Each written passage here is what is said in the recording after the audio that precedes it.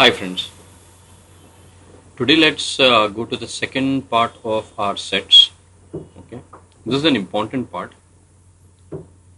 Not that the earlier one wasn't important, but at the same time this is a continuation. So to sum it up, sets is basically a set of well-defined objects. If you remember, right? So supposing I take a name, supposing teacher.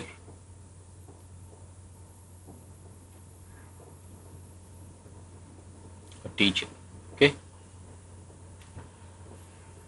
and what I'm writing right now is how a set will look like. Okay,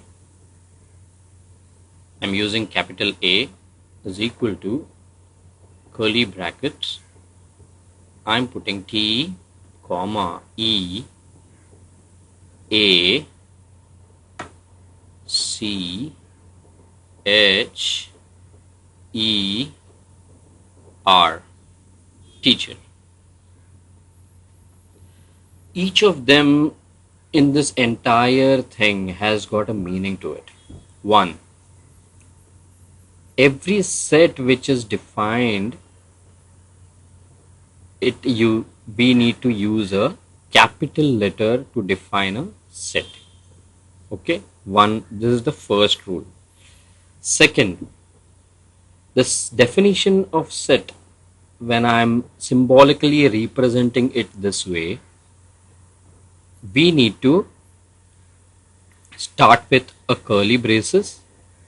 Then we need to, since we are making a set of letters of teacher, that's why we have T, comma, E, comma, A, comma, C, comma, H, comma, E, comma, R, and the end of the curly braces. Okay. Now when you see this, each letter that is inside this set is called an element or a member. Okay, so the first thing is we need to remember, whenever we define a set, okay, in a rule method, this is called a rule method. I will come to that in the third part of this set, but to tell you few important things. Okay, so one is, whenever we define a set, we define with a capital letter. It can be any capital letter. I can use Z, I can use E, I can use B, any letter that you can think of. Okay, so I can even say X is equal to, X is equal to curly braces T, comma, E, comma, A, comma, C, H, E, R, and close curly braces. So whenever I define a set, I use a capital A, and I start with opening of the curly braces. The inside the elements that form this particular element, this is called, each letter is called an element.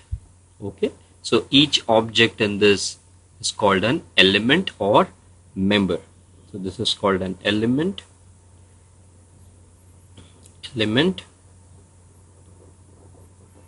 or a member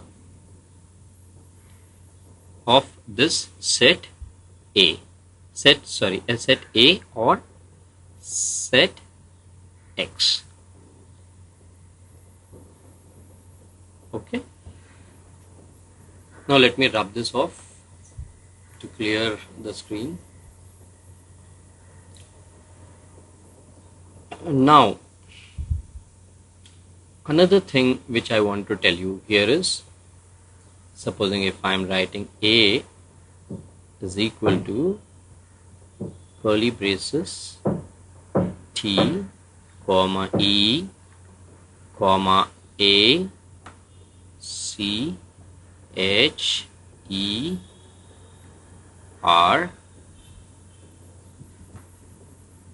there is a symbol called, which looks this way, which says that if I say a T is a member of A set A, that means that T belongs or is an element of A. T is an element of A. T is a member of A, or T belongs to A. So there are three things you can infer from this. One is this particular symbol can either be spoken as element of or belongs to, or we can say it's a member of.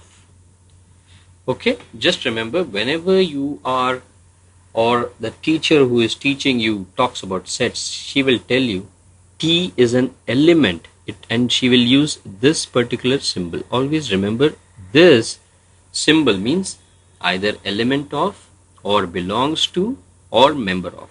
So I say T belongs to A. Okay, so likewise capital E belongs to set A. Capital R belongs to capital A. Belongs to, member of, or element of. Just this is how you need to read this. Lastly, the same as we call this as an element, we have another symbol, the same symbol but with a cut in between, which is called not an element of. This needs to be read as not an element of, does not belong to, okay, doesn't belong to, and then not a member. So just remember these three important things. Let me summarize. Every set is defined with a capital A, a starting curly braces, and the objects that are inside the curly braces are called the elements or members. Okay, and whenever you use this particular symbol, you read it as T belongs to A, or T is an element of A, or T is a member of A. Okay, just remember these three. They're very important. Let's continue with the rest of the sets chapter in the next video. Thank you.